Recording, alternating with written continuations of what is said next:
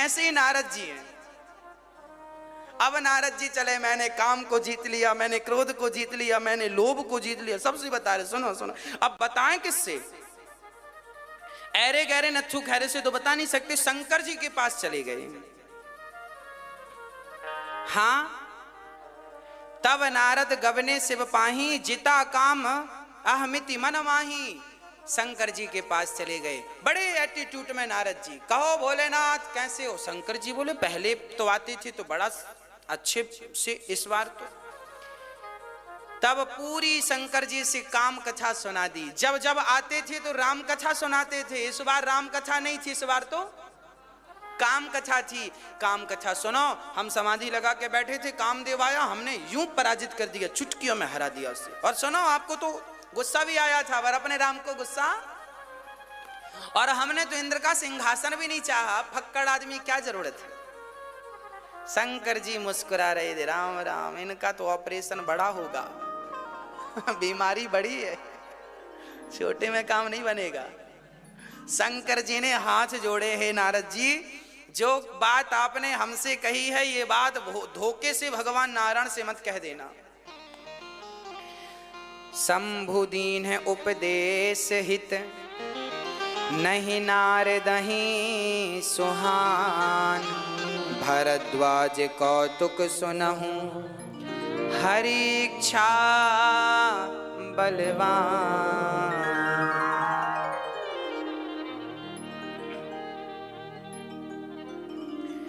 नारद जी को बहुत भगवान शंकर ने समझाया, चलो हमसे कहे तो कहे, ये बात भगवान नारायण से मत कहना। अब नारद जी को क्या लगा, अच्छा ये हमारी तारीफ सुनना नहीं चाहे, इसलिए रोक रहे हैं। अच्छा, जब बच्चों को आप समझाती हो ना सही, उन्हें उल्टा लगता है। कई बार माँ बाप बच्चों को सही शिक्षा देते हैं तो बच्चों को क्या लगता है, हमारी माँ हमारे पापा बेवकूफ हैं, इन्हें कुछ अक्ल तो है नहीं, हम ज्यादा अच्छे हैं। वो माँ बाप को बेवकूफ समझते हैं। ऐसे ही नारद जी शंकर जी को बेवकूफ समझ रहे हैं। हमने काम क्रोध जीत लिया, तुम कह रहे हो बताना मत। नारद जी बोले, क्यों नहीं, हम सबको बताएंगे। मतलब जिस काम को शंकर जी ने मना, अच्छा शंकर जी ने मना किया था, नारद जी मान गए होते ना तो इनका ये अभी मैं आगे बताऊंगा क्या गति हुई इनकी, वो बच जाती यदि शंकर जी की बात मान लेते। इसलिए अपने से बड़ों की आज्ञा मान लेनी चाहिए, अपने आप को ज्यादा होशियार नहीं समझना चाहिए। एक बार बड़ों की बात पर विचार कर लेने से नुकसान नहीं होता। एक बार विचार कर लो, ठहर के विचार कर लो। कह रहे हैं सही कह रहे होंगे, पर हमें तो अपनी अपनी दिखती है। विचार जरूरी है। अब नारद जी, उनका मन नहीं लग रहा। उनको लगा जब तक मैं भगवान नारायण से नहीं कह दूंगा कि मैंने काम को जीत लिया। अब नारद जी को क्या लगा, मैं तो खुद भगवान बन गया हूं, काम क्रोध लोभ को जीत लिया, अब मुझे भगवान के पास जाने की जरूरत नहीं, अब तो भगवान खुद चल के मेरे पास आए, मेरा स्वागत करें, मेरी रैलियां निकालें, नारद जी जिंदाबाद के नारे लगें। नारद जी को ये इच्छाएं होने लगी। अब एक दिन जब भगवान नारायण आए नहीं तो नारद जी चल पड़े। कहां गए नारद जी? तब नारद जी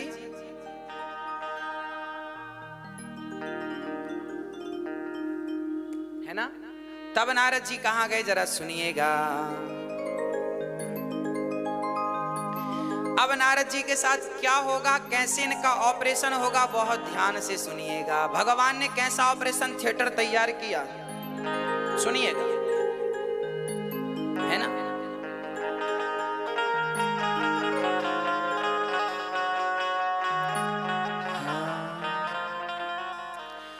एक बार कर तलबर बीना, गावत हरि गुण गान प्रवीणा।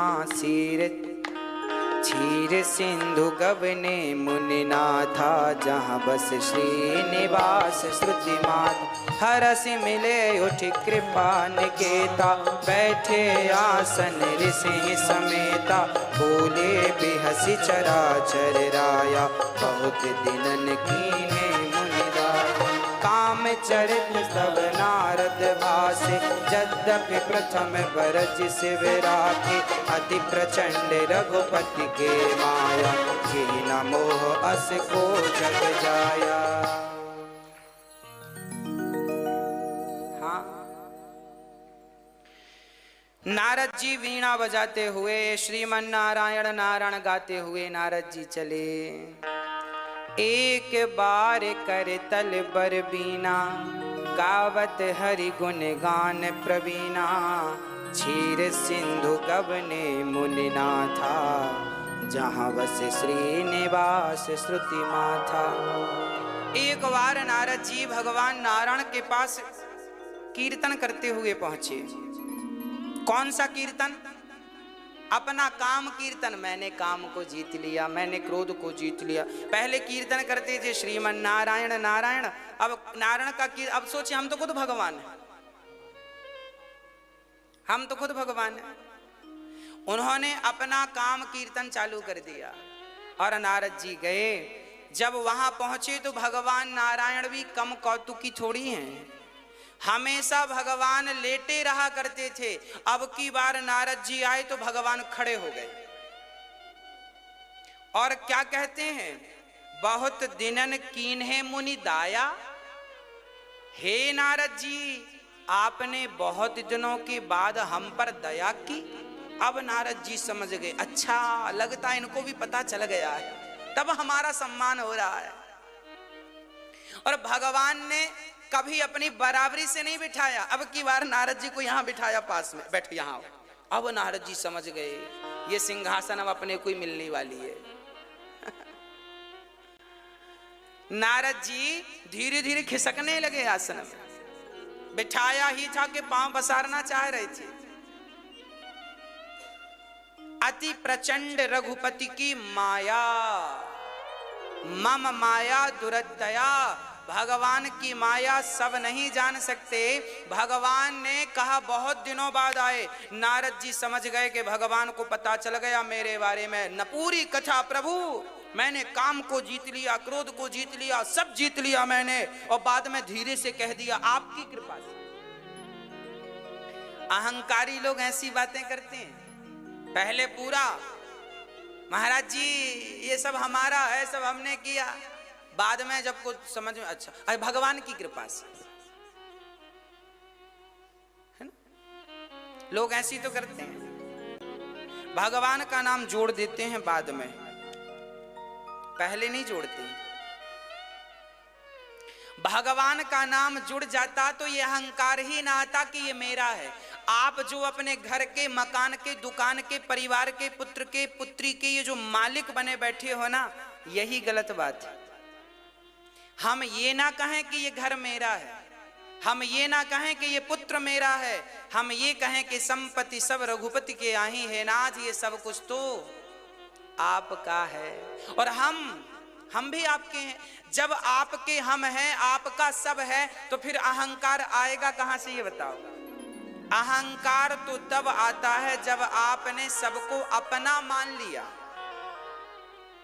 जब हम सबको अपना मानते हैं तो क्या आता है, क्या आता है मेरी माँ? अहंकार आता है। अब सुनिएगा,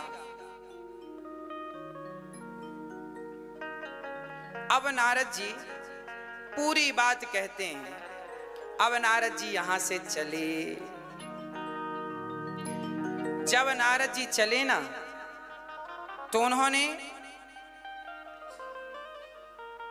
एक संसार देखा, बड़ा अच्छा था, अलग नगर था, अलग सा ही एक संसार सा था, सुंदर नगर था, सुंदर सब कुछ था, सब बढ़िया बढ़िया था, है ना। नारद जी भगवान का भजन करते हुए जा रहे थे। नारद जी जैसे लोग संसार में भगवान की माया में उलझ गए, तो हम और आप यदि उलझे हैं तो इसमें कोई आश्चर्य नहीं है। हाँ, इस उलझन में भी भगवान का नाम ना छोड़ना। हाँ, जब कोई ना हो तो किसका सहारा? अरे हम तो कहते हैं कोई ना हो इसका इंतजार ही क्यों करो, सब कोई है तब से ही भगवान के आश्रित रहो ना, आश्रय रहो ना, है ना। भगवान का आश्रय कभी ना छोड़ो। जब हम भगवान के आश्रित रहते हैं ना तो हमारे जीवन में कोई संकट आता नहीं। नारद जी को अहंकार आ गया, मैंने काम जीता। भगवान ने एक नगर बना दिया, वहां एक विश्व मोहिनी नाम की कन्या बड़ी सुंदर थी। नारद जी वहां उतर गए और नारद जी ने देखा उसका हाथ, तो नारद जी उनके पिता बोले विश्व मोहिनी के गुरु जी हाथ देखो लड़की का भविष्य कैसा है। नारद जी ने पकड़ा हाथ तो छोड़ने को तैयार नहीं, बोले इसका हाथ अब हमें दे दो।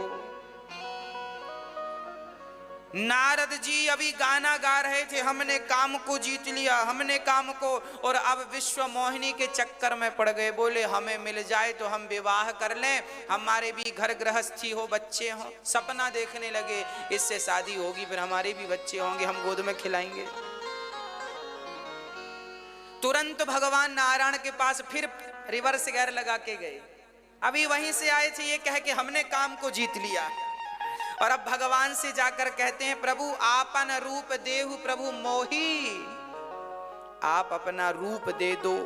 भगवान ने कहा भाई कोई आटा मांगे तो समझ में आए, चावल मांगे समझ में आए, नमक मांगे समझ में आए, चाय पत्ती मांगे समझ में आए, पर कोई गुटखा तंबाकू मांगता, गुटखा भाई जरा है क्या, गुटखा मांगे तंबाकू मांगे बात समझ में आए, पर रूप मांगने आ गए। रूप कौन देता है भाई। नारद जी बोले प्रभु आप अपना रूप हमें दे दो। भगवान बोले आप इतने सुंदर हैं, काम को, क्रोध को, लोभ को जीत लिया, आपको किसी और के रूप की क्या जरूरत है। नारद जी ने कहा प्रभु हमारा मन हो रहा है शादी कर ले। लो अभी कह रहे थे गाना गा रहे हमने काम को जीत लिया, काम को, लो और अब भी कहने लगे हमारा मन हो रहा है शादी। लो अभी तो ठहरे थे ज्ञानी और अब देखो क्या कर रहे हैं। मतलब नारद जी ना तो काम को जीते हैं ना तो काम के वशीभूत भय हैं। वो तो भगवान जिसको जैसा जब बना दें वो व्यक्ति वैसा बन जाए, इसमें क्या कहें, हम किसको दोषी ठहराएं। नारद जी कहते हैं जेहि विधि होय नाथ हित मोरा, करहूं सुबैगि दास मैं पूरा। नारद जी ने यहाँ एक बात बढ़िया कह दी। नारद जी ने कहा हे नाथ जिस प्रकार मेरा हित हो वो काम आप कर दो, मुझे अपना रूप दे दो। आप बड़े सुंदर है ना, आप अपना रूप हमें दे दोगे तो विश्व मोहिनी हमारे गले में माला पहना देगी। फिर जैसे पहले के जमाने में होता था, लड़की कोई और दिखा दी, शादी किसी और से कर दी, लड़का कोई और दिखा दिया, शादी किसी और से कर दी, है ना, ऐसा पहले होता था। अब नारद जी सुंदर, भगवान ने अपना रूप दे दिया। कौन? अच्छा भगवान के तो 84 लाख योनियों में हर रूप भगवान का, अनेक रूप रूपाया विष्णवे प्रभु विष्णवे, हर रूप भगवान का है। तो भगवान ने अपना बंदर वाला रूप दे दिया नारद जी को। क्या बना दिया? बंदर बना दिया। ये काम के बंदर तो बने थे और बंदर और बना दिया। अब नारद जी उछल उछल के जा रहे हैं। विश्व मोहिनी माला लेके खड़ी है तो नारद जी पहली पंक्ति में पहली लाइन में आगे बैठे हैं, इशारा कर रहे हैं मोहिनी को, और बाजू वाले बड़ी प्रशंसा कर रहे हैं। शंकर जी के 2 गण थी वहां, उन्हें दिख रहा था कि ये बंदर है, पर वो प्रसन्न, सुनो कितने सुंदर हो आप, व्यंग, आप जैसा सुंदर पूरी सभा में कोई नहीं। अब तो नारद जी और आगे मुंह। अब विश्व मोहिनी की नजर पड़ी, हे भगवान हम इतने भी गए गुजरे हैं कि बंदर भालू भी आए शादी करवाने। अब विश्व मोहिनी ने उस लाइन को ही छोड़ दिया जिस लाइन में नारद जी बैठे थे। अच्छा नारद जी बंदर बन गए थे तो सारे लोग थोड़ी नारद जी को बंदर के रूप में देख रहे थे, सब तो नारद जी को नारद ही समझ रहे थे, केवल दो लोगों को नारद जी बंदर दिख रहे थे, एक तो शिव के गण और दूसरा विश्व मोहिनी। भगवान अपने भक्तों का मजाक नहीं बनवाते समाज में। सबके सामने बंदर बना देते तो सब ना हंसते, वाह बंदर आ गया। ना, भगवान जानते हैं कि ये नारद जी हैं, हाँ जी बड़े भक्त हैं। अब विश्व मोहिनी दूसरी लाइन में गई, जिस पंक्ति में नारद जी बैठे हैं विश्व मोहिनी ने देखा भी नहीं। मतलब नारद जैसे भक्त जहां बैठे होते हैं तो काम की दृष्टि भी नहीं पड़ती, वहां जिस पंक्ति में संत बैठे होते हैं। नारद जी दूसरी तरफ उठ गए, दूसरी तरफ गए। जब दूसरी तरफ गए तो विश्व मोहिनी ने फिर उस लाइन को छोड़ दिया। अब नारद जी आगे आगे घूमे, विश्व मोहिनी के हमें मार मुंह आगे करें अपना, माला नहीं पड़ा। अंत में भगवान नारायण प्रकट हो गए और विश्व मोहिनी ने भगवान नारायण के गले में माला पहना दिया। बोलिए लक्ष्मी नारायण भगवान की जय। अब नारद जी को बड़ा गुस्सा आया, क्या इनके विवाह कम थे? 16,108 विवाह किए और मेरा एक ही बार हो रहा था, उसको भी नहीं होने दिया। रोने लगे नारद जी। एक बार तो पसंद आई कोई लड़की, उसमें भी इन्होंने अपना विवाह कर, क्या तुम्हारे कम थे? अब नारद जी गए, गणों ने कहा सुनो जरा मुंह तो देख लो। अब नारद जी ने जब झांक कर देखा तो बंदर। अब तो नारद जी आग बबूला, बंदर बनाया हमें। अब तो देव श्राप की मारियों जाई, जगत मोरी उपहास कराई। नारद जी बोले पूरे संसार में मेरा उपहास करा दिया बंदर बनाकर, कहाँ है वो भगवान विष्णु? आज मैं जाऊंगा। तब तक भगवान रास्ते में ही मिल गए। भगवान भी कम कौतुकी हैं क्या? भगवान को लगा कि ये वहां तक जाएंगे बैकुंठ तक, तब तक इनका गुस्सा ठंडा ना हो जाए, इसलिए राम जी बीच में ही मिल जाओ। भगवान बीच में मिल गए। नारद जी कह रहे हैं तुम्हें देखा नहीं गया हमारा सुख? शादी करने चले थे और लो अपनी कर ली, तुम्हारी कम थी क्या पहले से? अब तो नारद जी दे रहे हैं बातें, परम स्वतंत्र, ना सिर पर कोई, तुम्हारे ऊपर कोई नहीं, इसलिए मनमाना करते हो, मुझे बंदर बना दिया, अपना रूप नहीं दिया। अब नारद जी ने श्राप दे दिया, जाओ जैसे तुमने हमें बंदर बनाया है, तुम भी अगले जन्म में बंदर भालुओं का तुम्हें सहयोग लेना पड़ेगा, बंदर तुम्हारे सहायक बनेंगे। और जैसे हम पत्नी के लिए तड़प रहे हैं, तुम्हें भी अगले जन्म में पत्नी के लिए तड़पना पड़ेगा। भगवान ने कहा स्वीकार करते हैं श्राप। नारद जी ने श्राप दे दिया। अब तो श्राप मिला, तब तक नारद जी का गुस्सा ठंडा हुआ। भगवान ने माया हरण कर ली। नारद जी को ज्ञान हुआ, राम राम मैंने क्या कर दिया, हे प्रभु। नारद जी चरणों में गिर पड़े। अब चरणों में गिर के कहने लगे प्रभु मेरा श्राप मृषा हो जाए, मैं आपको श्राप नहीं देना चाहता। हे नाथ गलती हो गई, हे नाथ अपराध हो गया, ऐसा नारद जी कहने लगे। भगवान बोले कोई बात नहीं, आपने श्राप दिया है तो अब हम उस श्राप के लिए अवतार। तो एक बार नारद जी के श्राप के कारण भगवान को राम बनकर इस धरती पर अवतार लेना पड़ा। यही राम जन्म के हेतु अनेका, एक ते अधिक एक ते एका। देखिए नारद जी ने ऐसा क्यों किया, इसका एक कारण है। इसका अर्थ ये नहीं है कि कोई नारद जी को कहे कि नारद जी भी है ना, नारद जी उच्च कोटि के संत हैं, भक्त हैं।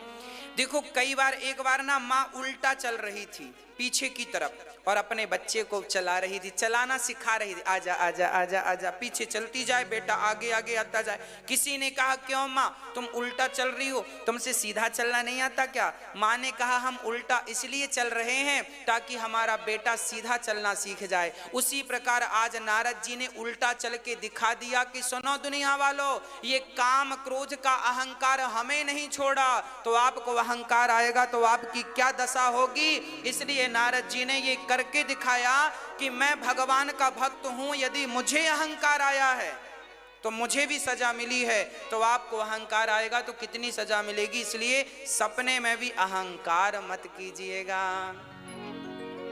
अहंकार किसी बात का मत कीजिएगा। आपको तो नहीं है अहंकार, किस बात का है? हाँ हमें तो बड़ा अहंकार है,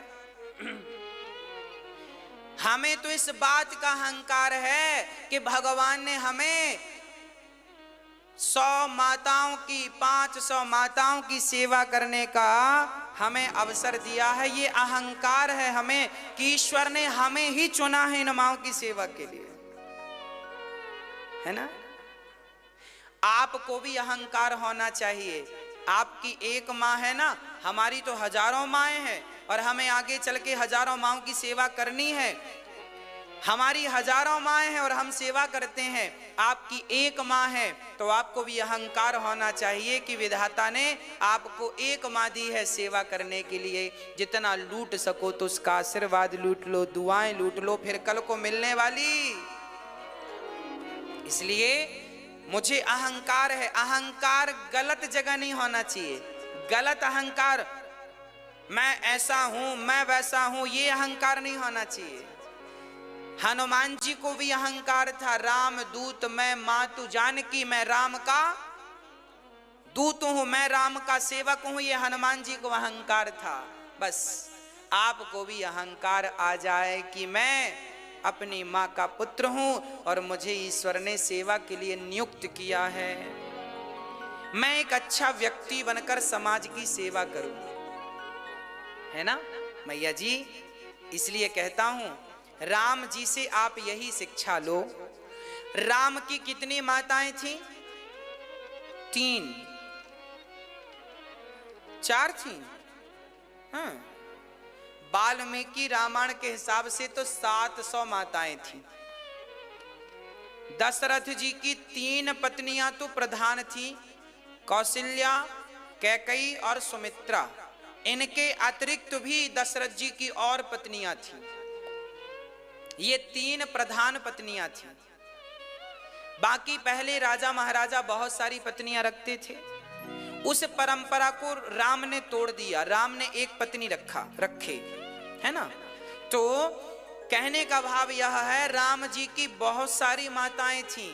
यदि राम जी की बहुत सारी माताएं थीं तो इस दास अनिरुद्ध की भी बहुत सारी माताएं हैं और इन माँओं की सेवा करने का अवसर मेरे राम ने ही मुझे प्रदान किया है। ऐसे राम के चरणों में बारंबार हम प्रणाम करें, है ना। आप भी अपनी माँओं की सेवा किया करो। हमारी माएँ बड़ी प्रसन्न चित्त से सेवा का लाभ लेती हैं और ये दास अनिरुद्ध इन सभी माँओं की सेवा बड़े भाव से करता है, हमें अच्छा लगता है। आप सभी भी, आप यदि ईश्वर ने सामर्थ्यता दी है तो आप भी किसी एक माँ का सहारा बन सकते हैं। आप भी एक माँ को गोद ले सकते हैं, अर्थात किसी एक माँ को पेट भर भोजन देने का संकल्प ले सकते हैं। अच्छा, भगवान ने आपको दान देने के लायक बनाया है कि नहीं, ये बताओ, हाँ या ना? बोलो, बनाया है?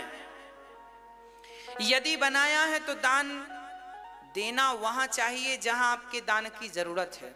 और मुझे लगता है आपके दान की यहां इसलिए जरूरत है क्योंकि यहाँ बहुत सारी माएँ रहती हैं। अब तो पिता भी आने लगे हैं। उन पिताओं को रहने के लिए एक आश्रम जल्दी से बनाया जाएगा जहाँ वृद्ध माएँ ही नहीं, वृद्ध पिता लोग भी रह करके अपना बुढ़ापा भगवान के चरणों में समर्पित करेंगे। साथ में बहुत जल्दी एक हॉस्पिटल का निर्माण होने वाला है, जिस हॉस्पिटल में आप सबका, भगवान ना करे आपको कोई तकलीफ हो, पर भगवान की कृपा से, आपके सहयोग से और बिहारी जी की पावन अनुकंपा से जो हॉस्पिटल बनेगा इतना बढ़िया बनेगा कि आप भी कभी आएंगे तो आपको अच्छा लगेगा। वहां आपका सुव्यवस्थित इलाज होगा,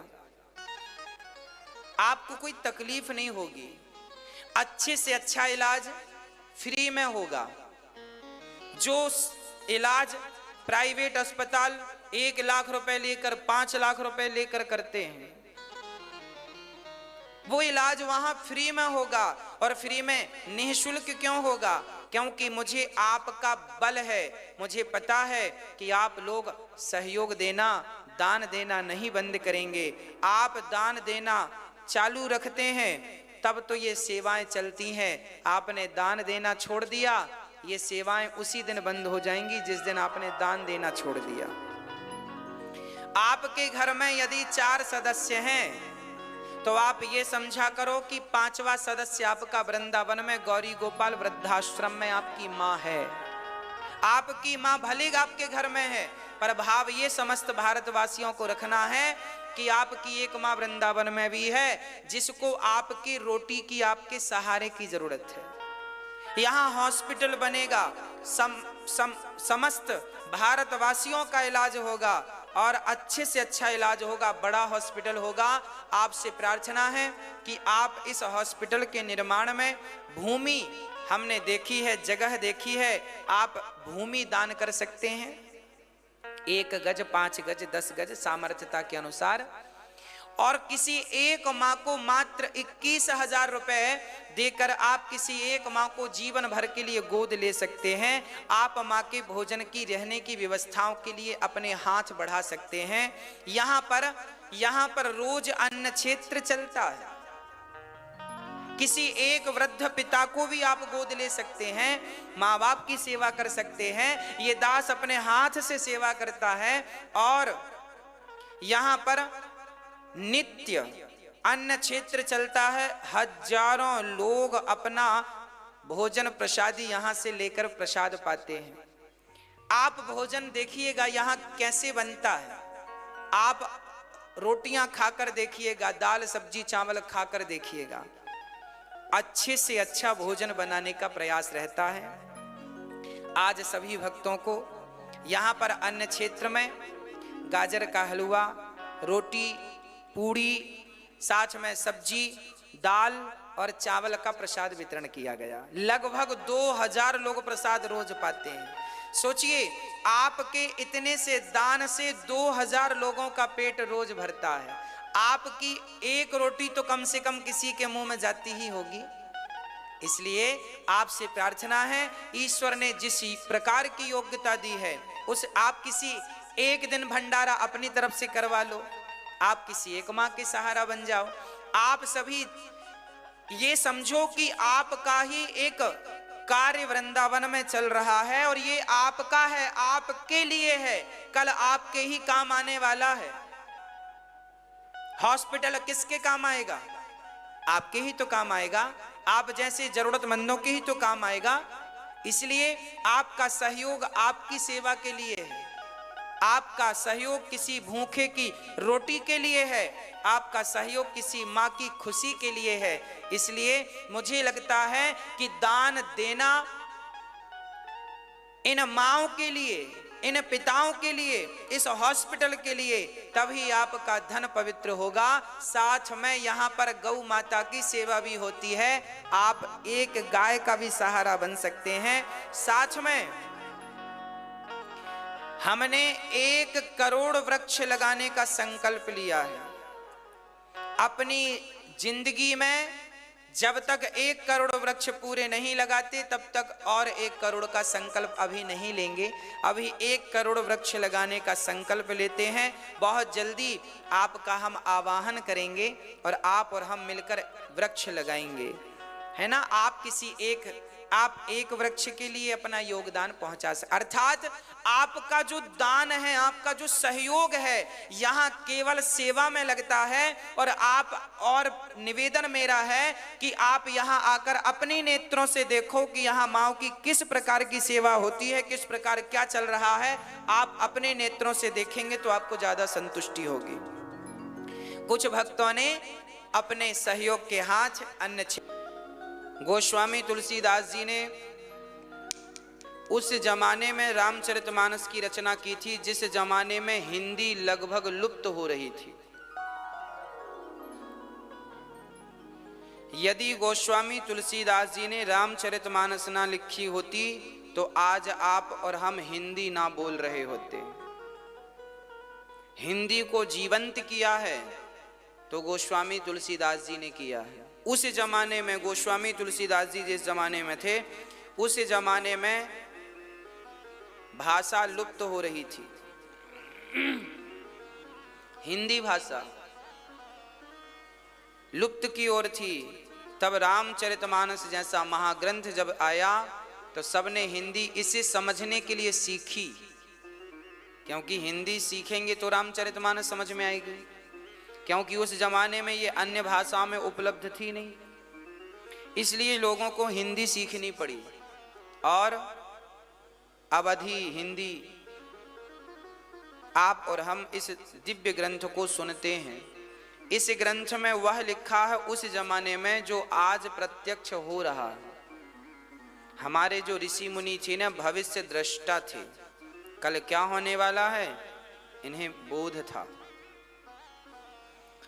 कल आपने रामचरितमानस में सुना कि नारद जी को अहंकार आ गया कि मैंने काम क्रोध लोभ मोह को जीत लिया। एक छोटा सा मैसेज और मैं आपको दूंगा। कई बार हम लोगों को भी ऐसा ही लगने लगता है कि हमने सबको जीत लिया है, हम ही सबसे बड़े हैं, हम ही सबसे श्रेष्ठ हैं, हम ही सबसे भले हैं। कई बार हमें ऐसा लगने लगता है, परंतु ये सिर्फ हमारी अज्ञानता है, मूर्खता है, इससे ज्यादा कुछ नहीं। क्या हमारे पास काम को जीतने की ताकत है? क्या हमारे पास क्रोध को जीतने की ताकत है? नारद जी जैसे दिव्य महापुरुष, नारद जी सामान्य नहीं हैं। इंद्र से करोड़ों गुना ज्यादा पद और कद रखने वाले नारद जी हैं। साक्षात भगवान के अवतार हैं। 24 अवतारों में नारद जी का भी एक अवतार नाम है। ऐसे दिव्य महापुरुष भी एक स्त्री के मोह में पड़कर ये सिखाना चाहते हैं कि आप और हम सदा बच के रहें और सदा भगवान से प्रार्थना करते रहें कि हे नाथ, काम क्रोध लोभ मोह इन बुराइयों से मैं कभी नहीं बच सकता। वो तो भगवान प्रभु आप कृपा करें तो बचाव संभव है, नहीं तो मुझ में इतना बल नहीं कि मैं काम को पराजित कर सकूं, क्रोध को पराजित कर सकूं, लोभ को पराजित कर सकूं।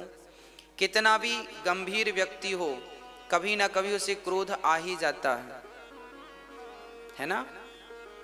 तो क्रोध आ जाना, लोभ आ जाना, यही तो बुराइयां हैं। इसलिए भगवान से प्रार्थना सदा करो, दिन रात करो कि हे नाथ हमें इन बुराइयों से बचाइएगा, हम तो आपके हैं, है ना? आज हम सोच रहे थे, आज हमारे मन में एक विचार आया कि हम अपने हाथ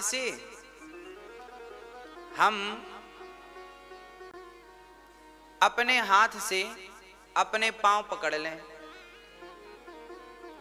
तो फिर हमारा आकार गोल हो जाएगा कि नहीं, और हमारी गर्दन नीचे लटक जाएगी कि नहीं?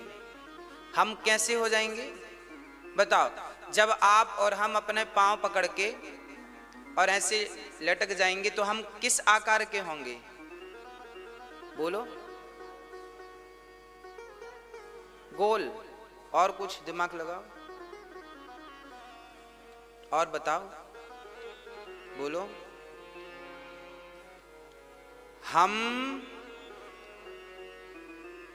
ठाकुर जी के गले का हार बन जाएंगे, हाँ या ना?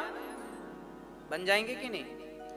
जब हम अपने हाथ से अपना पांव पकड़ लेंगे तो वो माला में एक छोटा सा माला नीचे लटकता रहता ना, इससे ठाकुर जी ने पहन रखी है सामने, ये देखो ये माला है, माला में देखो ये सुमेरु है, तो हमारा जो गर्दन है ये सुमेरु बन जाएगा, है ना? और ये पांव पकड़ लेने से पूरा गोल हो जाएगा।